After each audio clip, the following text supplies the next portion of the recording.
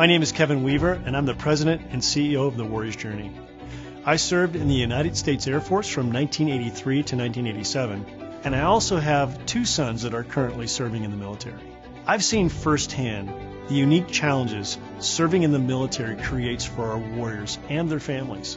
Most of us can grasp the challenges of physical danger or separation from family, and we've all seen the physical wounds that many of our warriors suffer. There's some great veteran service organizations working to heal those physical wounds, those suffered by military combat. But too often it's the invisible wounds of our warriors and their service that go unrecognized and underserved. The truth is, most of us don't fully understand what men and women serving us every day experience in their personal lives.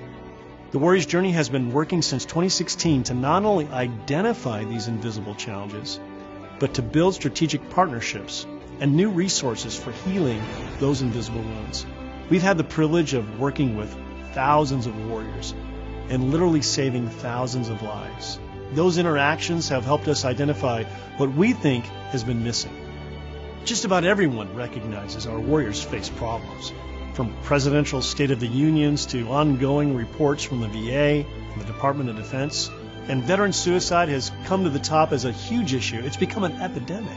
And all of the billions of dollars the government has thrown at the problem doesn't seem to be making it any better. Consider, if you would, for a moment, the challenges faced by a warrior in crisis. If they know where to turn for help, they often find automated phone systems, government offices with clipboards of paperwork, long lines, and plenty of bureaucratic red tape.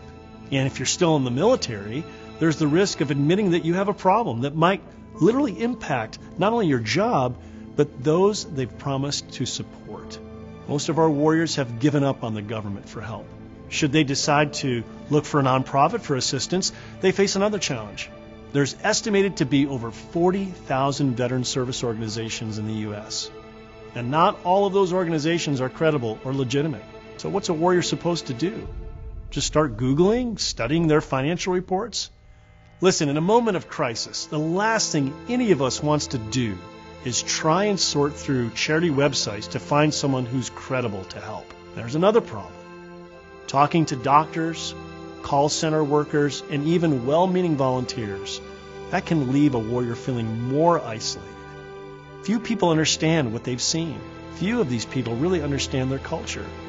They don't understand what they've gone through in their training and their experiences. So for all the resources available, all the money spent, we hear over and over again this repeated line: people just don't understand.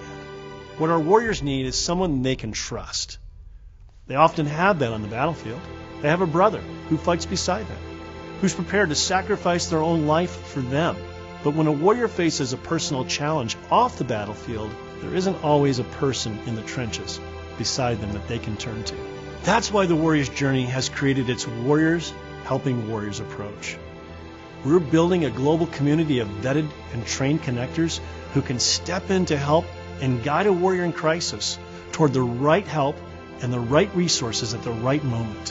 When a warrior in crisis reaches out to the Warrior's Journey, we immediately connect them with a healthy warrior of the same gender, branch, rank, and often deployment experience, because it's that shared history and that culture that creates an immediate trust, and it breaks the discouragement of isolation.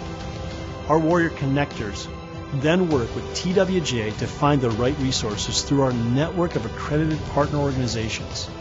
In fact, since 2016, we've been able to facilitate more than 15,000 of these warrior-to-warrior connections. That's why TWJ is now endorsed by the VA and the Department of Defense. Listen, we spend billions of dollars each year to equip warriors with the latest battlefield technology. We spend billions of dollars to protect their physical bodies. But what will we do to protect their souls, their minds, their hearts, their families, to bring them back to a place that's healthy? Most of us aren't equipped to intervene in the complexity of a warrior's addiction or things that lead to suicidal thoughts. But there are other warriors who can and who are willing to do it. What we can continue to do is build the system and resources to help connect warriors in need with warriors who can help. Warriors helping warriors. That's how we build stronger warriors and heal invisible wounds. And all of us have a part to play in that.